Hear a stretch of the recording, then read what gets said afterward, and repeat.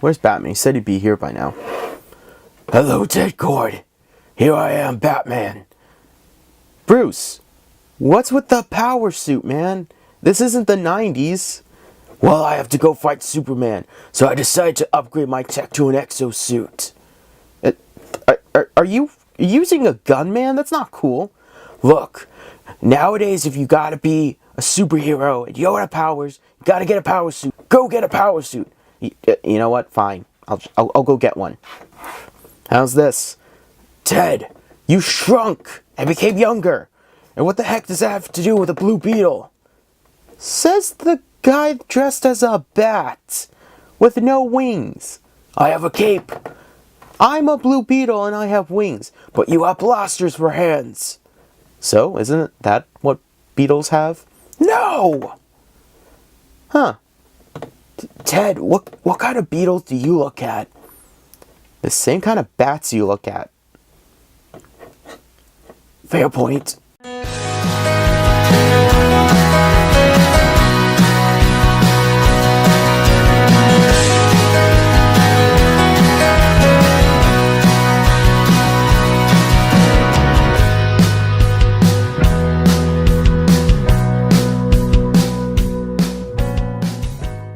What's up YouTube, Balbro here with a brand new video review. This time the DC Comics icons Jaime Reyes Blue Beetle.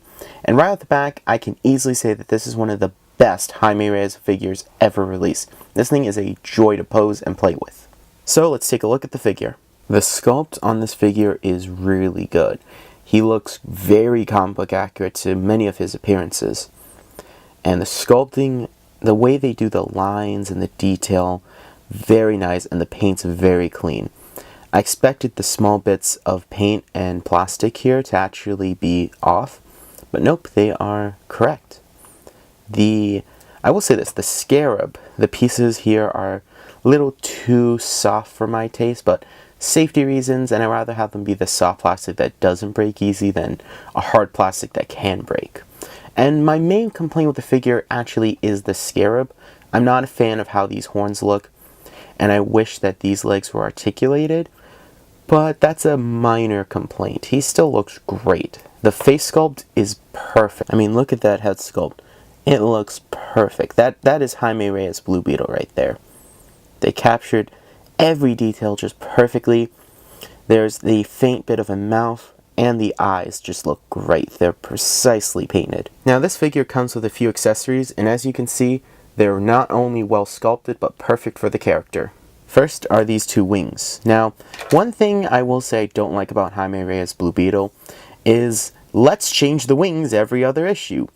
I hate that mentality. He's had so many different wing designs, it's crazy. But these are actually really nice. You just take the figure, and you see these holes on the back, just plug them in.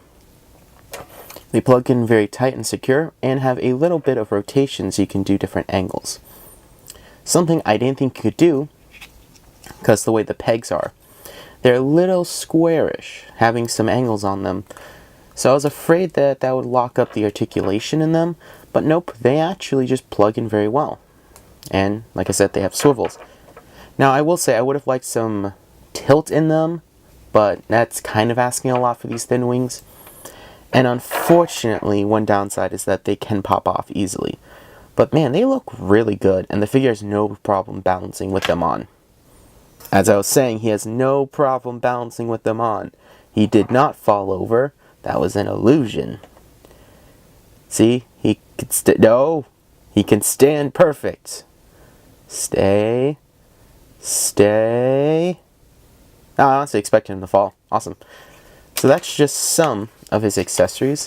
His other two are blasters. Now, you could put him on any arm, but the way this guard is on this side, the cannon is meant for this arm.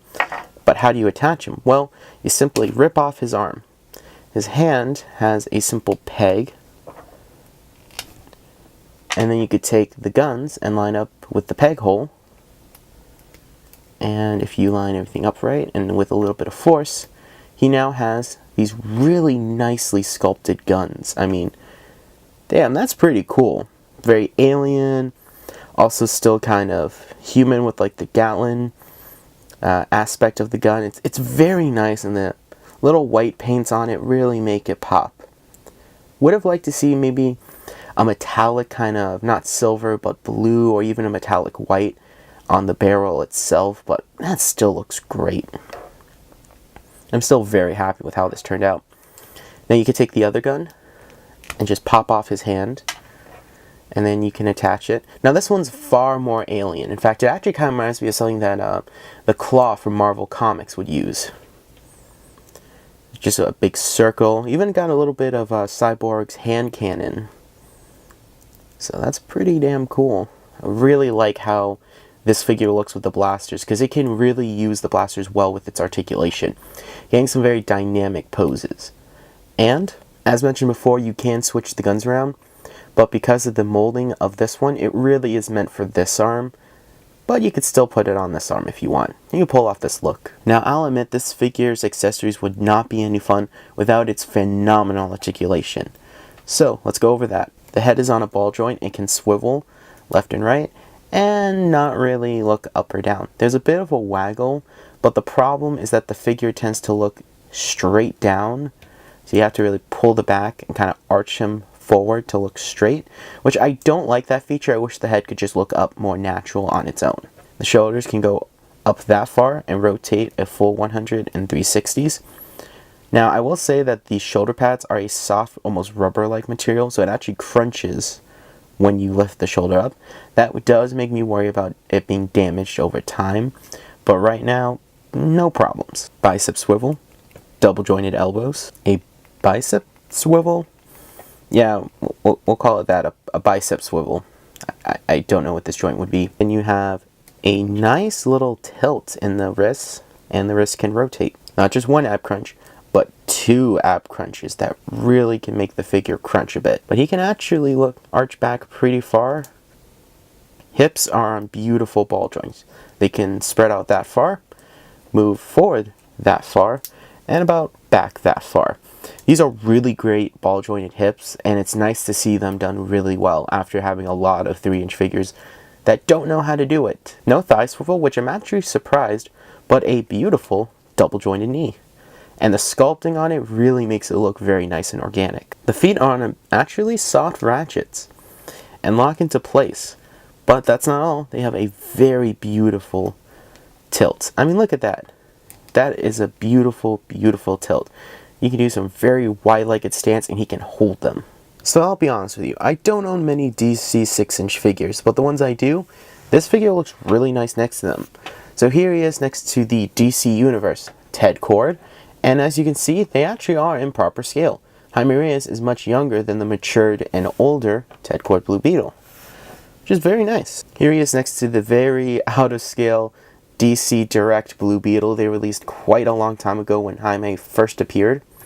And I'm going to be honest with you, I like this guy's backpack a lot more than him. So the backpack on this figure actually is removable, so you can actually have a little scarab kind of like in your hand, it's like a little prop. It's pretty nice. And I also like how these are articulated and the way they look, the straight up look, which was done to give Jaime Reyes Blue Beetle a defining silhouette, which this figure still has, don't get me wrong. I just would have preferred it if it had this kind of backpack, which is a nitpick, I freely admit.